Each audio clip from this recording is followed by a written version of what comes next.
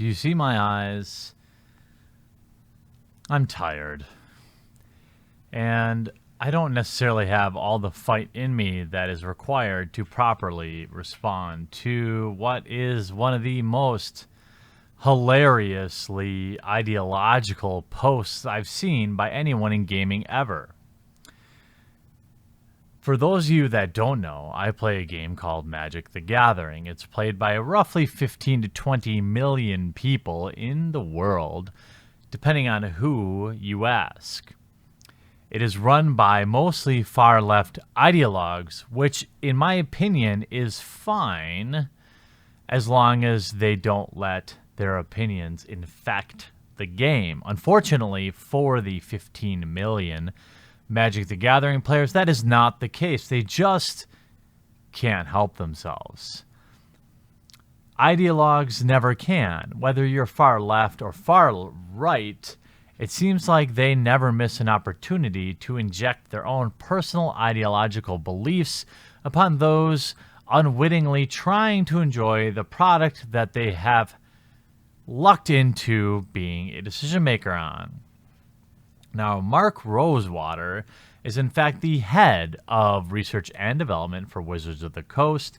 But for those of you that don't play the game regularly or don't know what the hell I'm talking about, he's basically the figurehead for Magic the Gathering. He isn't just some dude at the company. He's the Keeley of Magic the Gathering. He is the face everyone knows. He is the spokesman of the game, whether asked for or not. His Twitter has 20+ thousand followers because of his position in Magic the Gathering, not the fact that he wrote for 2 episodes of Roseanne 25 years ago.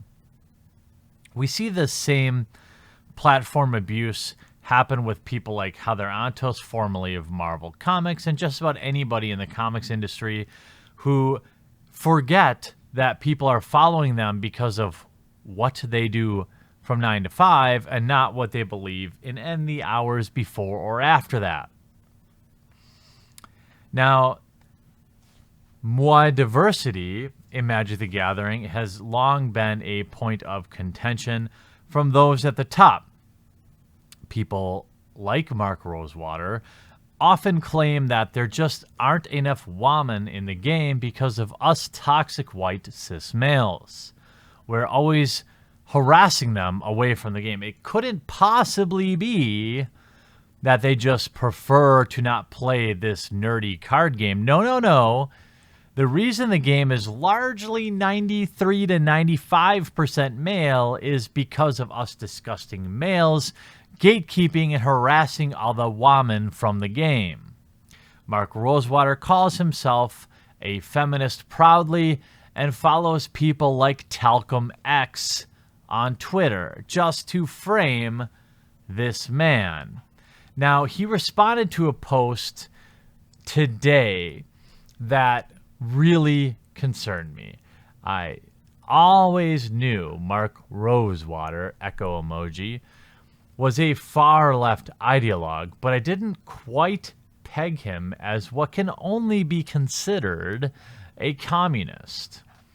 He uses his blog, called Blogatog, to answer customer questions and comments several times a day. And we saw what was one of the most cancerous responses I've ever seen from him. So cancerous that more than 20 of you sent this to me. So for all of you that sent this to me, fuck you. I had enough cancer for one day, but also thank you because I get to make this video. Rince Wind the Wanderer says, you are misunderstanding how diversity works. It's not about everything being equal. It's about things that are traditionally underrepresented not being underrepresented. With due respect, I and many others believe equality is what we should be going for, not diversity the way you describe it. Otherwise, it comes off as being hypocritical regardless of if that was the intention. What this commenter is basically talking about is forced, unnatural, diversity, something that is going on in comics right now and is going on in Magic the Gathering. His response: let me try a metaphor. So listen, pleb, let me tell you how it really is. Chris and Pat are each building a commander deck. This is a type of Magic the Gathering. Each week, they're allowed to visit a game store and buy cards. Each week, they're allowed to make... Chris gets to buy 10 cards a week and can get any rarity. Pat only gets to buy 2 cards a week and can only buy commons and uncommons. In 10 weeks, Chris has a deck. It takes Pat 50 weeks. When they play, Chris beats Pat the vast majority of the time. Chris's deck is significantly stronger. Now, let's say we recognize that this is unfair and want to correct it to make the two decks play evenly against one another. We could make a new rule.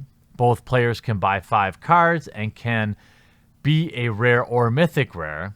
That's fair, right? Each now has the same restrictions. It's, quote, equal, but it's not. Chris has a huge advantage for a long time.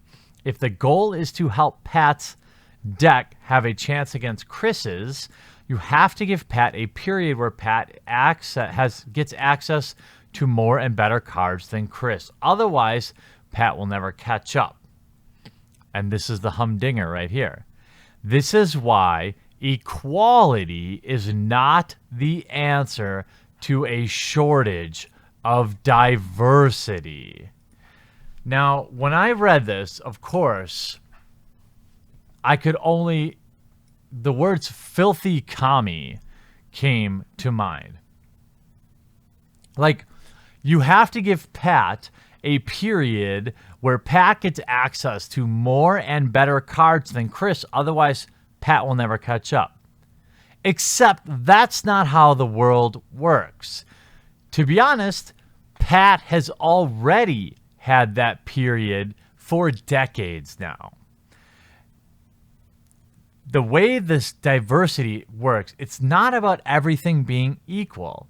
It's about things that are traditionally underrepresented not being underrepresented.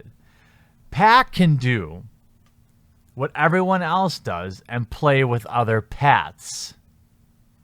Chris can play with other Chris-type players. Pat doesn't have to win from the moment she picks up a booster pack. She has a different mindset than Chris anyway. She's exploring. She's having fun. She's collecting cards. She's playing the game in her own way. Meanwhile, Chris is trying to optimize his build and is spending money from his own pocket, buying cards online, and playing a competitive format. What the head of research and development is proposing is basically some form of a redistribution of wealth. Wealth being the more powerful cards in a completely optional card game. Let that sink in. The head of research and development is basically proposing that we have a redistribution, or we artificially retard the growth of one player's deck to keep things equal, and then justifies this by saying this is why equality is not the answer to a shortage of diversity. And speaking of diversity, head of research and development Mark Rosewater is such a fan in diversity in terms of not opinion, but representation, a self-proclaimed fan of basic representation diversity. Well, let's take a look at your design team on the latest Magic the Gathering set. Since Mark Rosewater, fan of diversity, not of opinion, but of course appearance and other superficial meanings, let's look at your team that you selected by hand to design the latest Magic the Gathering set. Mark Rosewater, lead. Aaron Forsyth, Senior Director. Ethan Fleischer. Ian Duke. And Kelly Diggs. Why so white, Mark? What happened to diversity? What I see here is what seems to be... Oh, and Gavin Verhey. And Richard Garfield. 1, 2, 3, 4, 5, 6, 7 out of 7 white cis males. But I thought, Mark Rosewater, that diversity was so important. So what is good for thee, but not for me, is diversity. Eh, Mark? This is utterly absurd. This is a very public and very telling view of what some of the most prominent decision makers at the game beloved by millions truly believes. And I, for one, am completely disgusted. Thanks for watching, and I hope you enjoyed this video. If you want to be notified the next time I upload a video, make sure you subscribe and take a moment to turn on notifications. If you want to support the cause of this channel, it survives because of the amazing generosity of those that choose to back me on Maker Support. The link is in the description, and hopefully you'll consider backing today.